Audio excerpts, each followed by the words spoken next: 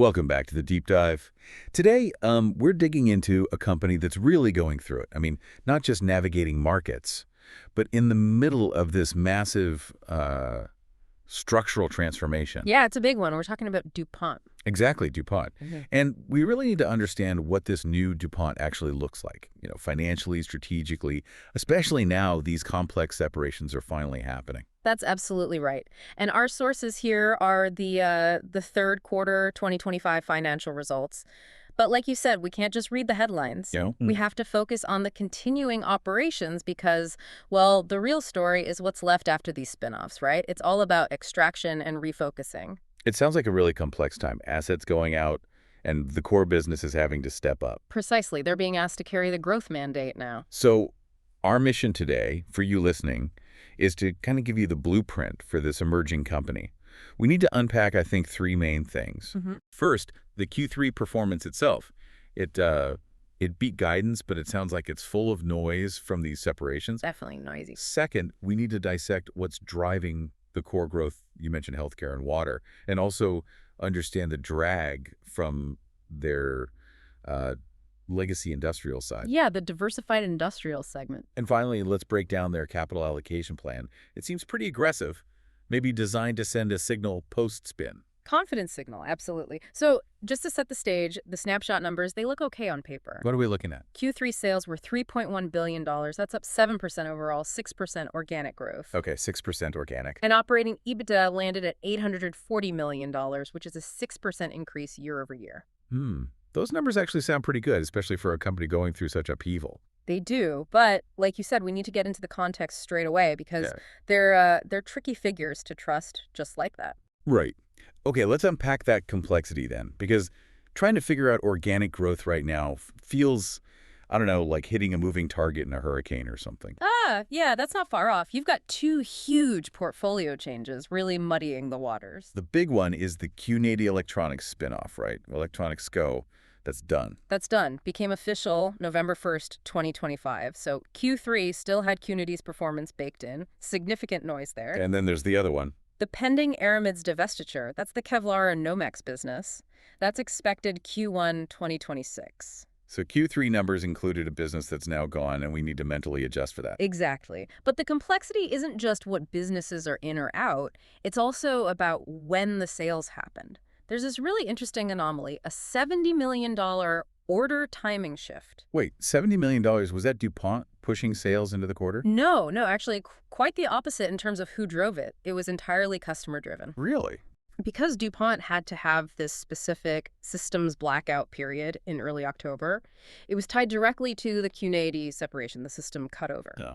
So customers, basically to avoid supply chain risk during that freeze, pulled about $70 million of orders forward into Q3. Okay, that is absolutely crucial for you, the learner, to get your head around. That $70 million shift makes that headline, 6% organic growth, look better than it was. That's right. If you strip out that $70 million benefit, the sort of underlying organic growth was more like 4%. And the flip side must be Q4, right? Exactly. Management's guiding Q4 to a reported organic decline of about 1%. Which sounds terrible in isolation. It does. But if you normalize for those orders pulled forward, Q4 is actually projecting maybe 1% normalized organic growth. You have to see that connection. Otherwise, it looks like a sudden collapse when really it's just things settling back to maybe a low-growth baseline after the shift. Precisely. And, all that transition noise makes the performance of the business they just spun off, CUNY, even more impressive while it was still in Q3. Oh, yeah. How did electronics do? Stellar. 10% organic growth in Q3 right before it left. That gives the new CUNY a really strong start out of the gate. 10%? Wow. Where did that come from, especially with all the separation distraction? Well, this is where it gets really interesting, and it tells you where the tech market heat is. It was clearly linked to AI applications. AI. Makes sense. The semiconductor technologies part saw high single-digit growth, and interconnect solutions was up in the low teens. Low teens, okay. And this wasn't just market lift. They talked about content and share gains and things like advanced packaging, thermal management, the crucial stuff needed for the AI hardware build-out. So that business was absolutely firing on all cylinders. Kind of proves the value of the assets they just let go, doesn't And it? it really does. Sets a high bar. Yeah. And, the success there in electronics driven by AI, it gives us a great benchmark for what high growth looks like. Yeah. But the core story for the new DuPont, the remaining company, is whether the other parts can capture that kind of secular momentum. Right, so let's tip it to that remaining core. Healthcare and water technologies. Yeah. I mean, the whole point of this massive, painful transformation was to align with those long-term trends, wasn't it? Exactly. That's the strategy. So how are they doing? Are they delivering? The good news is, yes, they seem to be. The combined healthcare and water segments delivered high single-digit organic sales growth. High single digits. That's pretty solid. It is. It's right in line with their long-term target, which is a 5–7% growth for those segments. Management has explicitly bet the farm on these engines redefining the company. Okay, can we drill down a bit? Where's the strength coming from specifically? Sure. On the healthcare side, it seems to be two main areas. First, medical packaging materials, think sterile packaging, that kind of thing, benefiting from tighter regulations and maybe more complex global supply chains. Okay, and second? Second is their biopharma business, Livio, I think it's called, seeing strength from trends like personalized medicine, biologics manufacturing. Makes sense. And on the water side? Water was more about continued demand for essential infrastructure. Things like reverse osmosis, RO membranes, and ion exchange technology. Stuff used everywhere in industrial and city water purification. Yeah, I saw something about them investing more in water, specifically in China. Yes, that's quite interesting. They announced they're acquiring new RO manufacturing capacity in China. Is that just adding volume, or is there more to it? Well, they explicitly linked it to their local-for-local strategy. China is their biggest market for RO, their biggest footprint.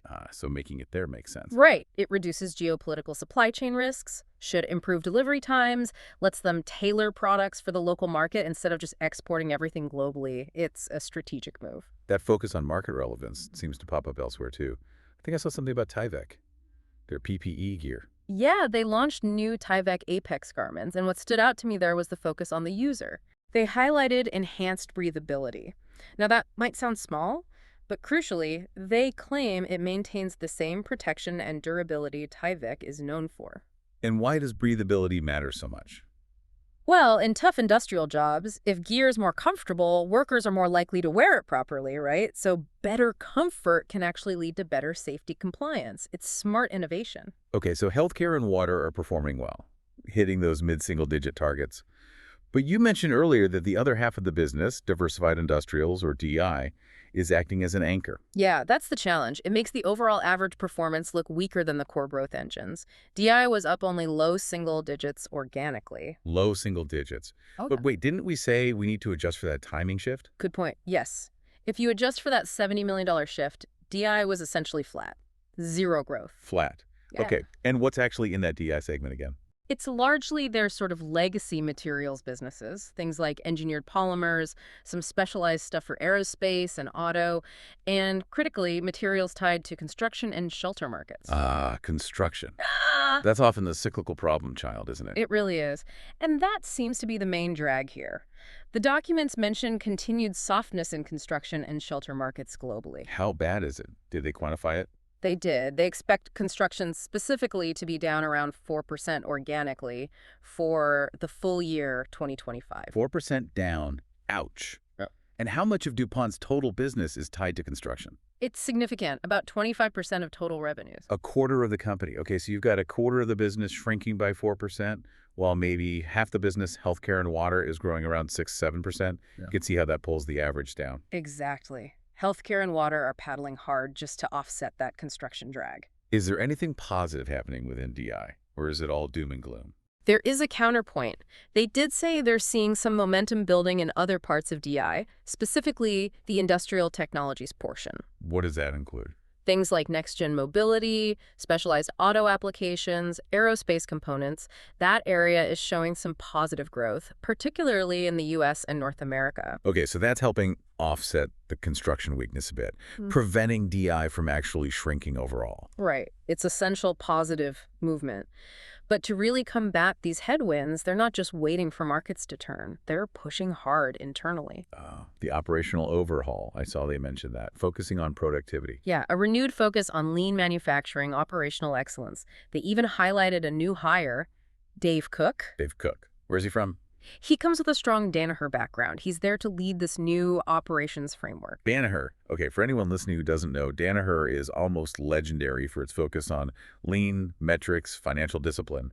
Hiring from there signals they're really serious, right? This isn't just fluff. Absolutely. It signals a serious commitment to tightening up how they run things, not just, one-off cost cuts. What does this new framework actually involve?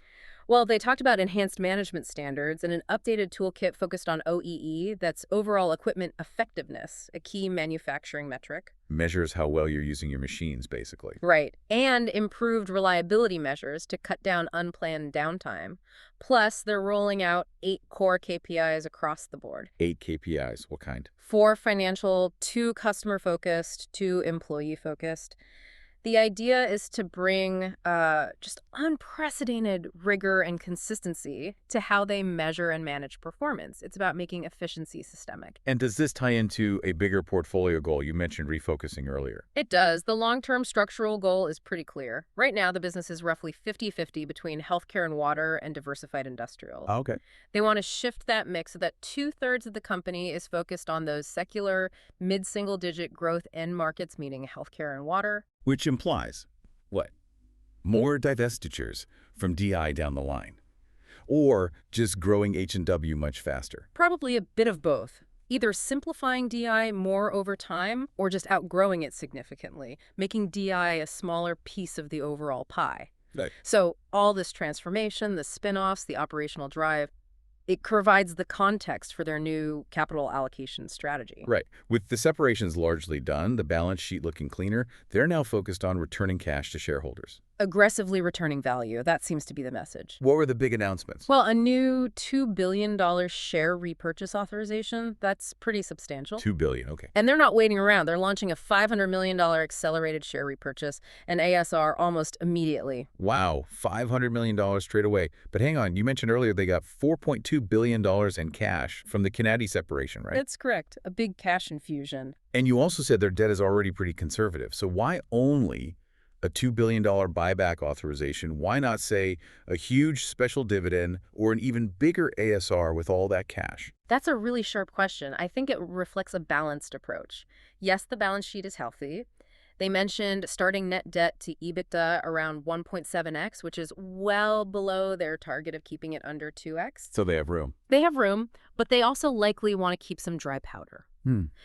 Flexibility for future M&A, especially bolt-on acquisitions in those high-growth areas like healthcare and water. So signal confidence with the buyback, boost the EPS by reducing shares, but keep options open for growth deals. Exactly. The buyback gives an immediate return signal, but they retain strategic flexibility. That $4.2 billion from commodity basically secured the foundation, and don't forget, they'll get more cash plus a note in equity from the Aramid sale in Q1 2026. That bolsters things further. Okay, that makes sense. What about dividends? They declared their initial quarterly dividend as the new DuPont $1.20 per share. And how does that fit with their policy?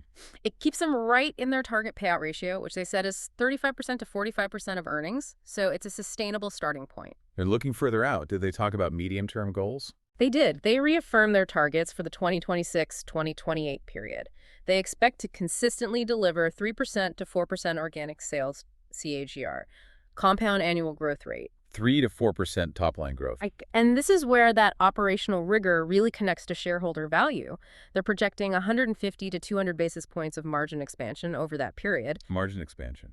And EPS. And, critically, 8% to 10% EPS growth annually, plus free cash flow conversion consistently above 90%. Wait, hold on. If the top line, the organic sales, are only growing 3-4%, how do they get to 8-10% EPS growth? That's a big gap. It is. And the math relies heavily on 2 things we've discussed. First, hitting those margin expansion targets through the new OPEX framework, the lean initiatives, making more profit on each dollar of sales. Okay, efficiency gains. And second, the impact of that massive share buyback program, reducing the number of shares outstanding. Fewer shares means earnings per share go up faster than total earnings. Got it. Margin expansion plus share count reduction equals leveraged DPS growth. That's the formula they're counting on. And if we tie this all together, the portfolio changes, the operational focus, the capital returns, Yeah. what's the ultimate endgame here from a market perspective? It seems pretty clear. Market reclassification. They are pushing hard to be re-rated by the market. Yeah. They want to move away from being seen and valued as a traditional chemical company. They want to be compared to and hopefully get the higher valuation multiple of a multi-industrial peer group. Because the portfolio is simpler now, more focused? Exactly. They believe the transformed, simplified portfolio justifies that re-rating. It's the final strategic piece. But will the market buy it? Especially with that DI segment still facing headwinds. That's the million-dollar question, isn't it? How long will the market take that reclassification seriously when, as we discussed, 25% of the business is still dealing with that cyclical construction drag? The market looks at the actual mix, not just the ambition. Precisely. This reclassification, getting that higher multiple, probably won't be fully accepted until the DI segment either shows sustained stability or shrinks significantly relative to healthcare and water. They need to prove the new DuPont portfolio truly reflects those higher growth, less cyclical trends in its actual results. Okay, so let's wrap up this deep dive. It seems DuPont really navigated an incredibly complex, transformative quarter. They managed to deliver headline numbers that beat their own targets, which is pretty impressive given the circumstances. Yeah, against a noisy backdrop. They did it by leaning heavily on those secular growth drivers we talked about, water and healthcare momentum, while at the same time kicking off this really aggressive internal push on operational discipline. New management standards, new KPIs. A whole new framework, yeah. The strategy seems clear, doesn't it? Grow the core businesses, manage the non-core ones ruthlessly for cash and efficiency, and return a chunk of that cash aggressively to shareholders. That's the playbook laid out. Grow, manage, return. So the takeaway for you listening is maybe this tension between what DuPont can control internally and the external reality they face. That's a great way to put it. They've launched these, by all accounts, excellent OpEx initiatives. They've hired top talent like Cook from Danaher. Their core healthcare and water businesses are performing well, hitting those mid-single-digit targets. Yeah. Internally, they seem to be doing a lot right. But the biggest swing factor for them consistently hitting that overall 3-4% medium-term growth target might not actually be more internal belt-tightening. It might be. It might just be the macro environment for that diversified industrial segment, which is still, roughly 25% of their revenue. So the provocative thought to leave you with is this. We heard construction softness is expected to drag DI down by 4% organically this year. How much faster could this new DuPont actually grow if that construction cycle just stabilized? Didn't even need to boom, just stop shrinking. Right. It suggests their success, hitting those 2026 targets, might depend less on fine-tuning their new internal KPIs and more on whether things like housing starts, infrastructure spending finally just turn a corner globally.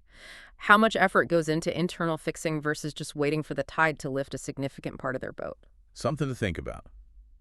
That's all for this deep dive. Thanks for joining us.